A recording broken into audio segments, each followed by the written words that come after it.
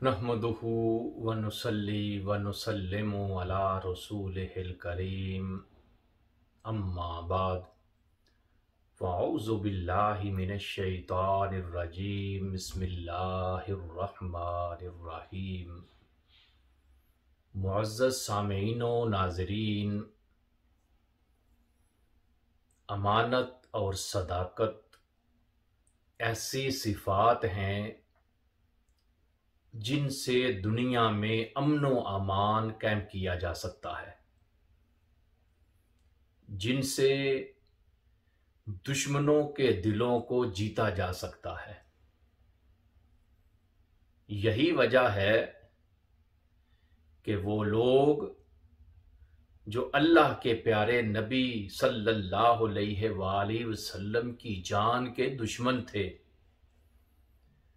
जिन्होंने इस्लाम को मिटाने के लिए एड़ी चोटी का जोर लगाया था, वो भी इस चीज का इकरार करते थे कि आपसे बढ़ के कोई अमीन और सादिक नहीं हो सकता। अल्लाह के प्यारे नबी अलैहिस्सलातु वस्सलाम इलाने नबुव्वत से पहले ही मक्का में सादिक और अमीन के लफ्ज से याद किए जाते थे। कुर्बान जाऊं कि लफ्ज़े अमीन और सादिक को अल्लाह के नबी के साथ निस्बत की वजह से वो शर्फ मिल गया कि जब भी कोई इंसान अमीन और सादिक का लफ्ज बोलता है तो सुनने वाले का ज़हन फौरन अल्लाह के आखिरी नबी अलैहिस्सलातु वस्सलाम की तरफ चला जाता है। यही अमानत और सदाकत थी जिससे मुतासर होकर हजरत खतीजतुल कुबरा रदियल्लाहु ताला अन्हा आपको सामाने तजारत देकर मुल्क शाम की तरफ भेजती हैं। यही सदाकत और अमानत और आपका आला अखलाक और किरदार था जिसकी वजह से हजरत खतीजतुल कुबरा रदियल्लाहु ताला अन्हा आपके साथ शादी करती हैं। अगर आप अहबाब कुतुब सीरत को पढ़ें तो अल्लाह के नबी की अमानत और सदाकत के ऊपर बेशुमार रिवायात हैं, लेकिन मैं सिर्फ 2 रवायतें बयान करता हूं कि अल्लाह के नबी की जब उम्र मुबारक 35 साल थी, कुरैश मक्का ने खाना काबा को दोबारा तामीर किया था और जब हजरे अस्वद को नस्ब करने का वक्त आया तो उनके दरमियान एक झगड़ा शुरू हो गया कि हजरे अस्वद को अपनी जगह के ऊपर नस्ब करने का शर्फ कौन हासिल करेगा। जब यह मामला बढ़ गया तो उन्होंने फैसला किया कि कल हरम में जो सबसे पहले दाखिल होगा, जो वो फैसला करेगा हमें मंजूर है। तो दूसरे दिन अल्लाह के आखिरी नबी हजूर नबी करीम सल्लल्लाहु अलैहि वसल्लम सबसे पहले हरम मक्का में दाखिल होते हैं। तो उस वक्त मक्का वालों ने क्या लफ्ज बोला था? हाजा मुहम्मदुनिल अमीनो कद रदीना बिही। हरे जो दाखिल हुए हैं वो तो मोहम्मद हैं, वो अमीन हैं, जो वो फैसला करेंगे वो हमें मंजूर है। तो मक्का वालों ने उस वक्त भी अल्लाह के नबी की जिस सिफ्त के साथ आपको याद किया वो क्या थी कि आप अमीन हैं। हाजा मुहम्मदुनिल अमीनो, ये आने वाले अमीन हैं, हमें इनके ऊपर फख्र है।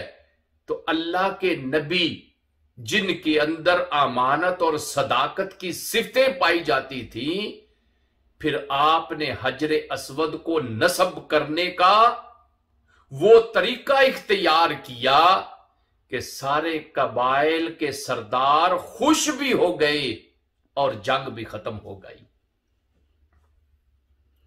نمبر 2، شب ہجرت، مکہ والے اللہ کے نبی کے گھر کا گھیراؤ کیے ہوئے ہیں، ان کے نوجوان ننگی تلواریں لے کر کھڑے ہیں کہ نعوذ باللہ آج حضور کو شہید کر دیا جائے، جبکہ انہی مکہ والوں کی حالت یہ تھی کہ ان کی امانتیں اللہ کے نبی کے پاس تھیں۔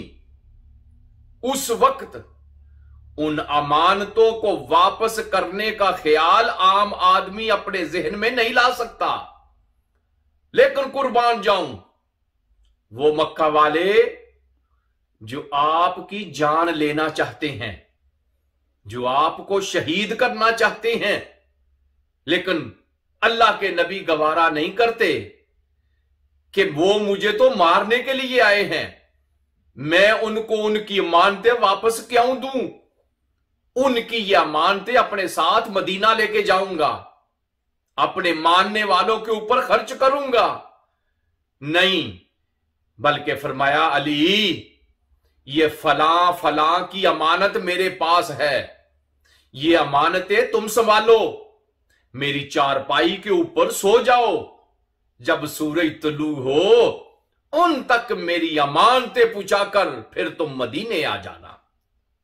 تو یہ اس وقت کون کر سکتا ہے کہ لوگ جان کے دشمن ہوں، لیکن اللہ کے نبی کو اس وقت بھی لوگوں کی امانتوں کی فکر تھی کہ لوگ مجھے امین کہتے ہیں، لوگ مجھے صادق کہتے ہیں، تو اللہ کے نبی نے اس وقت بھی اس امانتوں کا خیال رکھا، اپنی امت کو درس دیا کہ اگر کسی کے پاس کوئی امانت رکھے تو وہ اس امانت میں خیانت نہ کرے، بلکہ جس طرح کوئی کسی کے پاس امانت رکھتا ہے اسی طرح اس امانت کو اس کے صاحب کے سپرد کر دیا جائے۔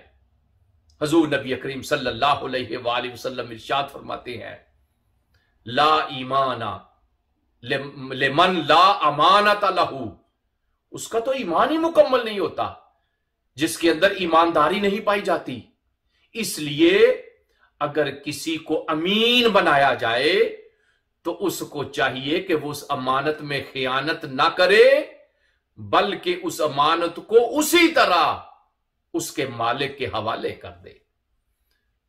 ابو جہل سے ایک دفعہ ایک آدمی نے پوچھا، اے ابو جہل مجھے سچی بات آج بتا کہ کیا محمد صلی اللہ علیہ وآلہ وسلم جھوٹے ہیں؟ تو وہ ابو جہل کیا جواب دیتا ہے؟ کہنے لگا، واللہ ان محمد لصادق وما کذب محمد قط، اللہ کی قسم محمد سچے ہیں، انہوں نے ساری زندگی کبھی جھوٹ نہیں بولا۔ تو اس نے کہا پھر تو یہ ان کے نبی ہونے کو کیوں نہیں مانتا؟ ایک اللہ کو کیوں نہیں مانتا؟ وہ کہنے لگا صرف وجہ یہ ہے کہ میں اس لیے نہیں مانتا کہ ساری چیزیں قریش کے پاس ہیں، ان کے پاس ہیں، تو اگر نبوت بھی ان کو مل گئی ہمیں کیا ملے گا؟ پتا یہ چلا ابو جہل کو پتا تھا اللہ کے نبی سچے ہیں، جس توحید کا آپ لوگوں کو کہہ رہے ہیں وہ توحید کا اعلان کرنا سچا ہے۔ اللہ کے نبی کے اوپر نازل ہونے والا قرآن سچا ہے۔ ابو جہل نے اگر اللہ کے نبی کی تصدیق نہیں کی تھی تو صرف اس وجہ سے نہیں کی تھی کہ کہیں ہماری سرداری نہ چلی جائے۔ اور حضور نبی کریم صلی اللہ علیہ وآلہ وسلم ارشاد فرماتے ہیں، واللہ انی لامین فی السماء امین فی الارض، اللہ کی قسم آسمان کے مکین مجھے امین جانتے ہیں، اور زمین کے بسنے والے مجھے امین تسلیم کرتے ہیں۔ اس لیے امانت اور صداقت یہ دو ایسی صفتیں ہیں جو اللہ کے نبی کے ساتھ خاص ہو گئی ہیں۔ اور حضور نبی کریم صلی اللہ علیہ وآلہ وسلم ارشاد فرماتے ہیں کہ وہ انسان جو چاہتا ہو کہ اللہ تعالی اور اللہ کے رسول اس کے ساتھ محبت کریں تو اس کو چاہیے کہ وہ اپنے اندر 3 صفتیں پیدا کرے۔ نمبر 1 فرمایا وہ ہمیشہ سچ بولے۔ نمبر 2 فرمایا امانت ادا کرے۔ نمبر 3 فرمایا اپنے پڑوسی کو نہ ستائے۔ تو اس لیے حضرات محترم، جس معاشرے میں یہ امانت اور صداقت یہ 2 صفتیں پائی جاتی ہیں وہ معاشرہ کبھی بھی ناکام نہیں ہوتا۔ آج ہم در در کی ٹھوکریں اس لیے کھا رہے ہیں کہ نہ ہمارے درمیان امانت رہی، نہ ہمارے درمیان صداقت رہی۔ اس لیے آج بھی اگر ہم چاہتے ہیں کہ ہمارا معاشرہ صحیح طریقے سے قائم ہو جائے، ہمارا معاشرہ ترقی کرے، تو اس کو چاہیے کہ وہ امانت اور صداقت کو اپنا لے۔ جب امانت اور صداقت کو اپنائے گا تو انشاءاللہ یہی معاشرہ ترقی کرے گا۔ وصلی اللہ تعالی علی خیر خلقہ ونور عرشہ سیدنا و مولانا محمد وعلی آلہ و اصحابہ اجمعین۔